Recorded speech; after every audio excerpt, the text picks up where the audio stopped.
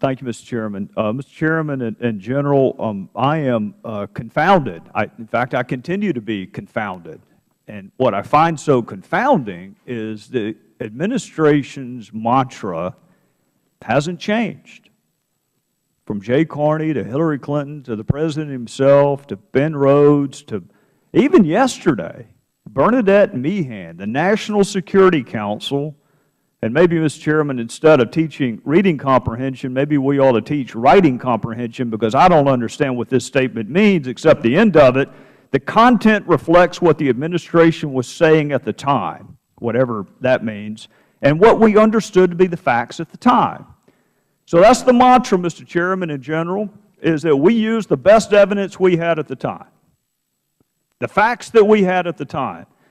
So you can imagine, General, that would make someone who's interested in facts and evidence to say, okay, well then cite all the facts for me.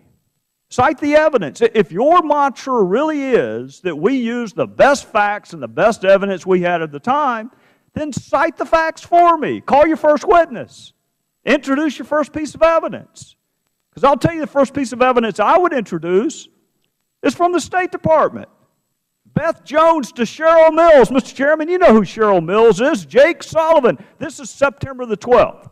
Mr. Chairman, this is well before the administration started misleading the American people. We've got an email from Beth Jones to Cheryl Mills and Jake Sullivan and a plethora of other people. I told him, with him being the Libyan ambassador, the group that conducted the attacks, Ansar al-Sharia, is affiliated with Islamic extremists. So that's the State Department that knew the day after that this video had nothing to do with the attack in Benghazi. So that's the State Department. CIA, station chief in Tripoli, Mr. Chairman, not, and for those who don't know what that word means, he repeated it again, not an escalation of protest. This is someone in Libya at the time. CIA says video had nothing to do with it. Now we go to DOD, military. What evidence did you have that this was an escalation of a protest rooted in spontaneity that got out of control and resulted in the murder of our 4 fellow Americans? Did the military have any evidence supporting the video narrative? No, sir, there was none.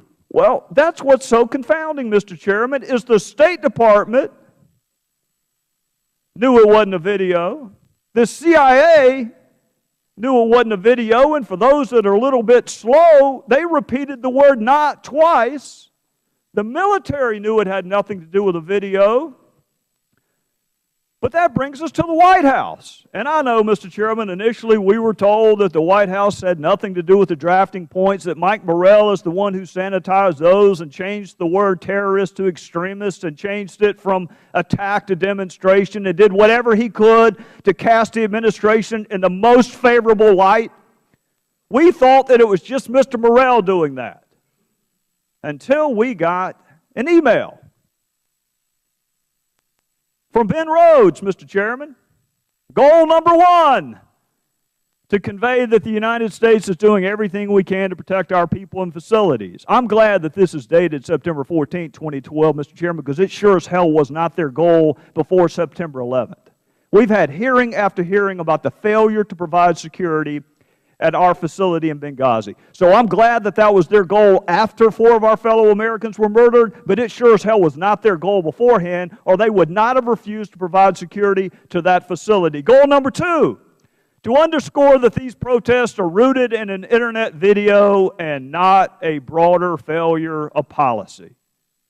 And therein we have our answer. The goal was to do everything we can to deflect attention away from this feckless foreign policy we have in the Middle East that isn't working. Remember the mantra, Mr. Chairman? Al-Qaeda's on the run. GM's alive. Osama bin Laden's dead. Al-Qaeda's on the run.